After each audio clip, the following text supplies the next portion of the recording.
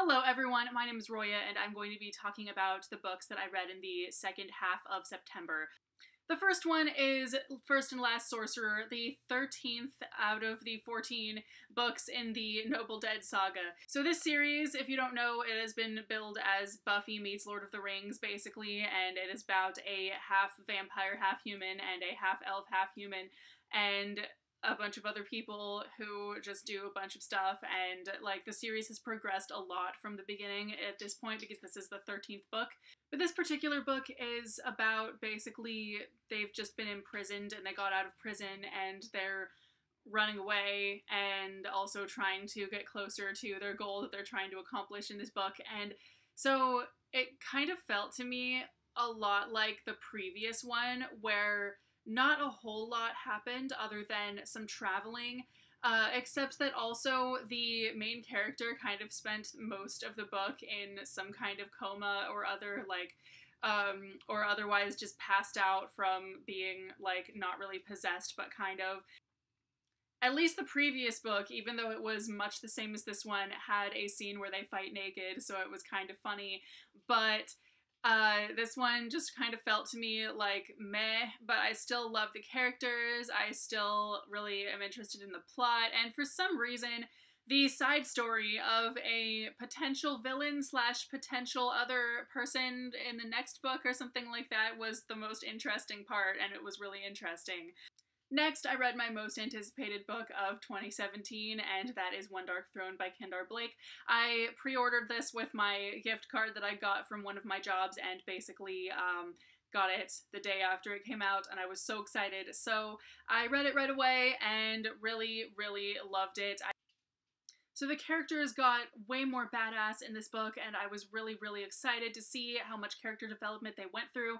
And also, obviously, since this is the generation of three triplets who have to kill themselves that we're following instead of any of their predecessors, we obviously know throughout this series that they are going to be the ones to change how that's done or end that that's done or something. There has to be some reason why we're following these three and not their mother and her sisters, and not like their predecessors or any of that stuff. So this is the book where we really see why that is, why we're following these three and everything, and it's so awesome. And the island on which this takes place is really interesting in that it has a reigning monarch for such a short fraction of the time, because basically three triplets are born.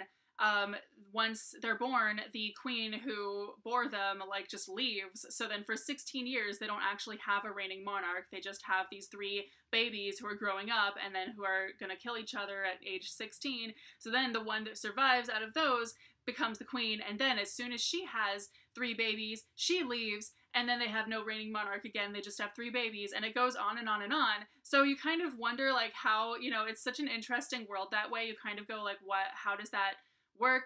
It's totally not, obviously not really the queen who has the power exactly. She's just kind of, like the main decision maker and or the figurehead or something, but we haven't actually seen a reigning queen in action in this series, so we don't really know exactly how that goes, or if it's even worth, because potentially she dies when she leaves, so really she's not outliving her sisters by that much more. So it's interesting how much these girls are willing to kill each other, like how much they're willing to fight for just a little bit longer of a life. So it's kind of weird that way, and that's part of what makes this story so fascinating and so weird. The next book I read is an audiobook, and that was The Gentleman's Guide to Vice and Virtue by Mackenzie Lee. And if you don't know, this is a YA historical fiction about a boy named Monty who is the son of an earl, and he does not really, I guess, act like the son of an earl very much because he's constantly just, like, drinking and partying and sleeping with men and sleeping with women and etc, etc, etc.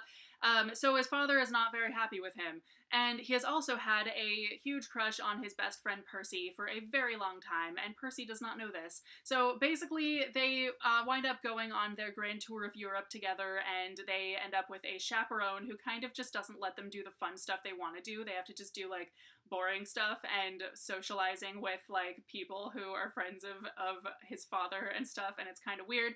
So, but then a whole adventure happens, and I'm not going to spoil anything, but the adventure is awesome, and the love story is super, super cute and super awesome, and I really, really liked this book. This was my one actual 5-star read of the month, or of the half of the month, I'm not sure. And finally, I read Forest of a Thousand Lanterns by Julie C. Dow, and this comes out on October 9th or something like that. So this is a evil queen retelling in a like Asian-esque fantasy world. So it's like a Snow White prequel in a different culture.